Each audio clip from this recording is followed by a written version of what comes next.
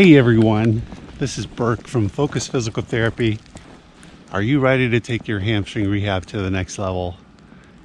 If you've injured your hamstring, you're out of the acute stage, and you've worked through our previous video on the regenerative stage of hamstring rehab, then this video is for you.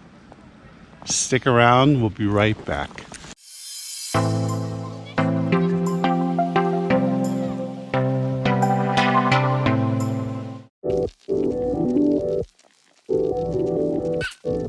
Hello everyone, and welcome back to the channel for another episode on hamstring rehabilitation.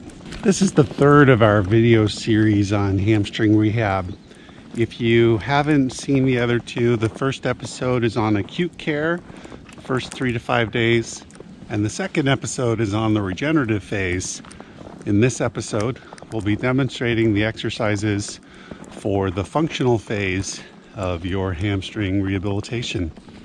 This video is for you if you've gone through the regenerative phase exercises and have passed those tests, then you're ready to begin to do the exercises in this stage.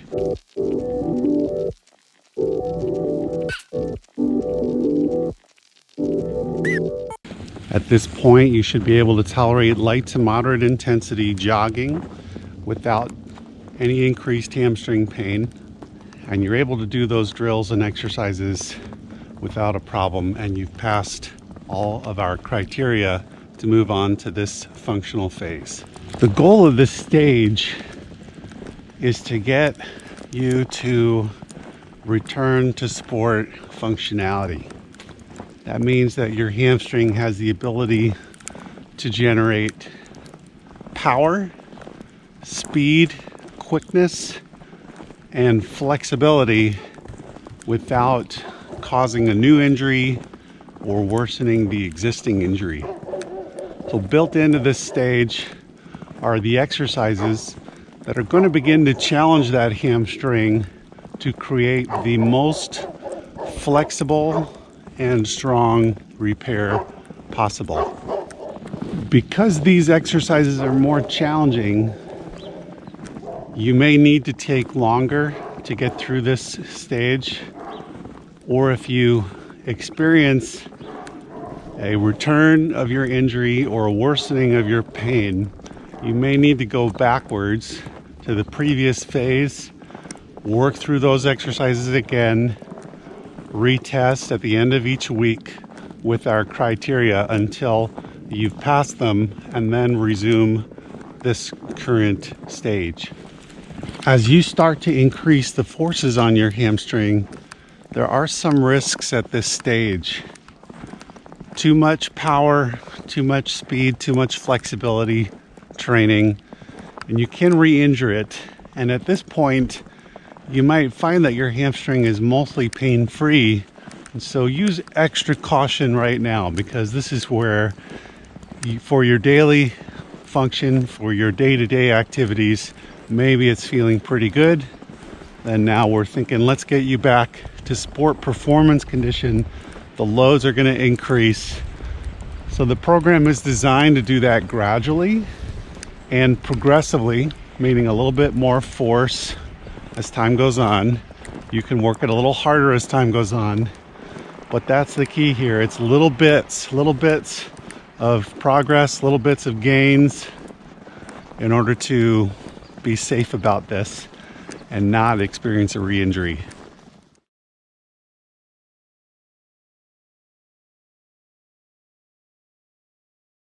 So if you're ready to go, let's do this. We're going to explain how to do this program, and then Brooke, our awesome model for these exercises, is going to show you how they're done.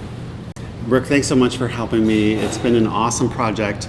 I hope it's been valuable to you, and if you are experiencing this injury, that this series is helping you get on your way towards a full recovery. So Brooke, thank you. Yeah. So our prerequisites for this stage in recovery, we want to make sure that you're not experiencing very much pain in your hamstring. We want to make sure that your hamstring strength is really close to that of your uninvolved leg. We want to make sure that your nerve tension tests are all negative, so you're not having any symptoms of that sciatic nerve going down the back of your leg. And then lastly, we want to make sure that your flexibility is where it should be compared to your uninvolved limb. So because these exercises are now getting harder, and we are using these as a bridge to get you back to your sport, these are not to be performed every single day. We have a 3-day training block for you. And the first block are the running drills. And this is running at a moderate to high intensity. And then the next day are the strength exercises that we're going to demonstrate for you. And then the third day are the mobility and flexibility exercises. So you have a 3-day block. You're going to repeat that block a minimum of 3 times. Plus you'll need to meet these criteria in order to return to your sport. So in order to pass this phase of recovery, we want to make sure that you don't have any pain upon palpation of that hamstring muscle belly. We want your strength to be symmetrical, or as close to symmetrical as we can get it, to your uninvolved limb. And then we also want to make sure that you can go with good endurance as tested by the triple hop test. And then lastly, to get back to sport, we really need to make sure the endurance of that muscle is good. So we're going to use the bridge test for that. We're also going to look at the end range flexibility of that muscle, and we want to make sure that you're not insecure when that muscle is at its longer lengths. So if you meet all of those criteria, then you are ready to get back to your sport.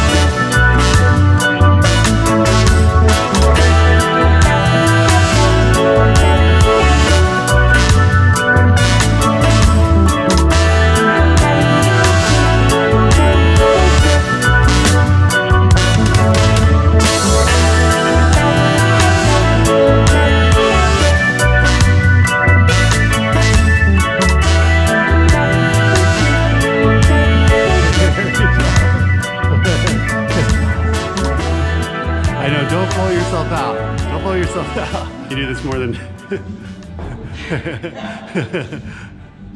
This is like a dynamic askling test.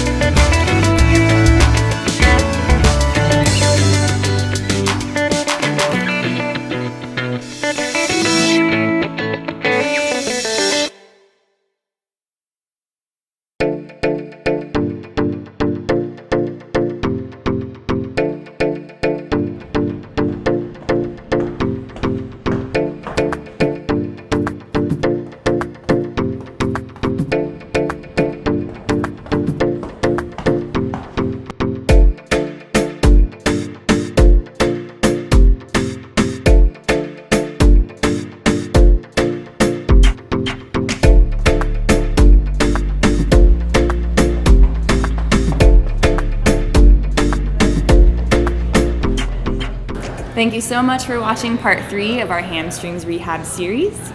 Please hit like and subscribe and hit the bell notification so that you receive notifications every time we put up a new video.